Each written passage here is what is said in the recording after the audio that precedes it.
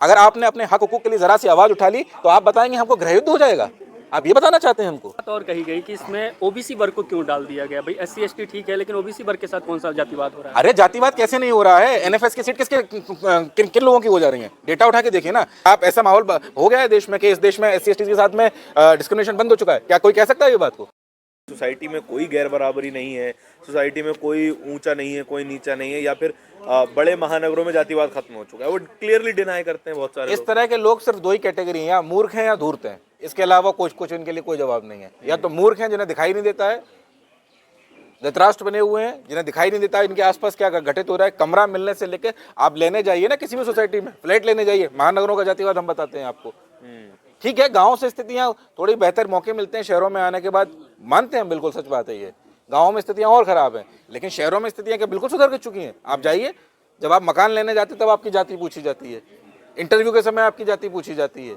आपको कोई आपके निजी, आपका पैदा होने से लेके मरने तक का जहाँ तक का इंतजाम है सब जाति के आधार पे होता है। विवाह से लेके शमशान तक का काम जाति के आधार पे होता है। कौन आदमी का जो मना करता है नहीं हो रहा है? तो इस तरह के लोग या तो मूर्ख हैं या धूर्त हैं, और दोनों ही लोगों से हमें सावधान रहना है। जेएनयू की बीसी कह रही हैं कि यूजीसी के रेगुलेशन बिल्कुल अनावश्यक गैर जरूरी थे। जेएनयू की विषय तो कुछ भी कह सकती हैं, और उनके बाद उनके कहे के ऊपर किस तरह से दलित समाज रिएक्ट कर रहा है, जो दलित पिछड़ा समाज है कैसे रिएक्ट कर रहा है वो आप देखेंगे। वो कह रही हैं परमानेंट विक्टिमहुड लेके चलते हैं ये लोग। मतलब जो हमारे लोगों का, हमारे एससी एसटी ओबीसी के लोगों की जो पीड़ा है उसको जाहिर करने का अभी कुछ वर्ष ही तो हुए हैं जिन्होंने जाहिर करना शुरू किया है, और उस जाहिर करने को कोई भी ये कहना चाहती है कि परमानेंट विक्टिमहुड है, यानी कि अपनी संवेदना, अपनी पीड़ा को इंसान कहे भी ना। कह रही है मैं खुद बहुजन समाज से ही हूं। अरे वो किसी समाज से हो, कोई किसी समाज से हो, क्या बहुजन समाज से हो या एससी हो, ओबीसी हो, किसी समाज से, लेकिन जो बात कर रही है वो गलत है ना।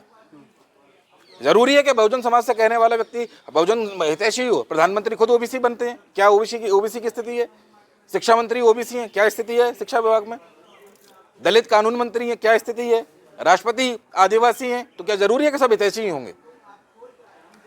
सर, राम भद्राचार्य जैसे धर्मगुरु और हिंदुओं को राह दिखाने वाले लोग हैं, वो कहते हैं कि अगर यूजीसी लागू हो जाता है तो फिर गृह युद्ध जैसी स्थिति हो जाएगी। अगर बचाना है गृह युद्ध से तो आप यूजीसी को लागू मत होने दीजिए। देखिए, इस तरह के लफंडरों के बारे में हम कोई बात, उनको हम बहुत सीरियस लेते नहीं हैं। इस तरह के लोगों के बारे में हम कोई टिप्पणी करना नहीं चाहते हैं। खैर, आपने सवाल पूछ दिया तो हम बता देते हैं।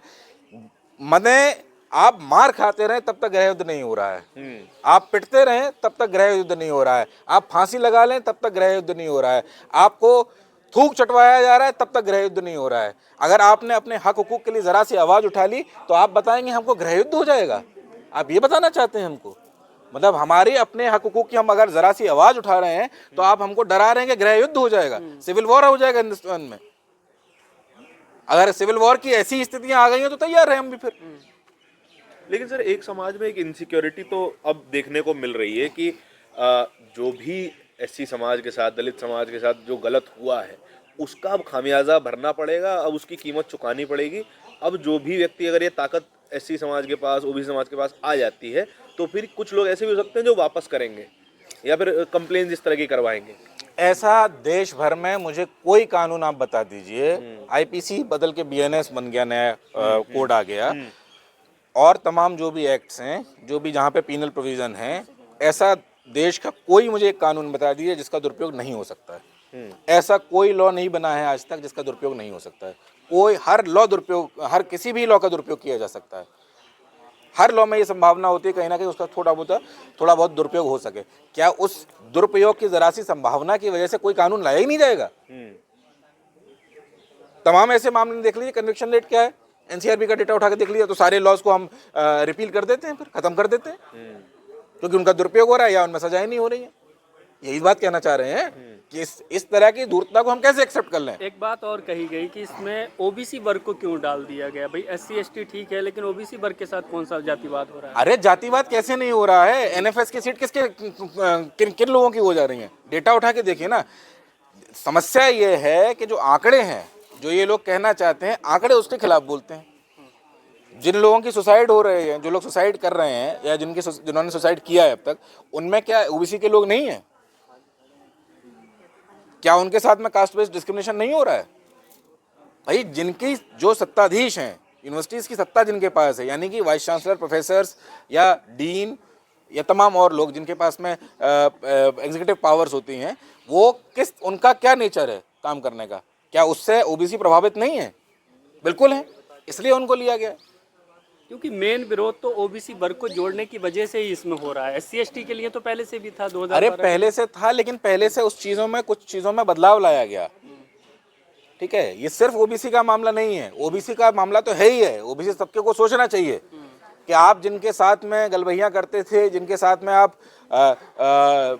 जिनके आदेशों पे आप काम करते थे, आपके लिए ज़रा सा एक प्रोटेक्टिव मेजर आया तो किस तरह का रिएक्शन हुआ, किस तरह का आपको उनकी तरफ से प्रतिवाद देखने को मिला है, ये ओबीसी तबके को सोचना चाहिए। लेकिन ये मामला सिर्फ ओबीसी का नहीं है। अब आप देखिए ना, ये अगला मामला एससी एसटी एक्ट के ऊपर आएगा। क्या हम लोगों ने 2018 में नहीं देखा था? पूरा देश उतरा, तब जाके एससी एसटी एक्ट के प्रोविजंस वापस हुए, रिस्टोर हुए। रोस्टर के टाइम पे हमने नहीं देखा था क्या? तो हमको सब समझ में आ रहा है। कहा गया कि हिंदुओं में इससे विभाजन होगा और ज़्यादा बंटवारा होगा, जाति की खाई बढ़ेगी। तो विभाजन तो पहले से है, क्या विभाजन नहीं है? विभाजन रेगुलेशन के आने से है, या रेगुलेशन इसलिए आया है क्योंकि विभाजन है?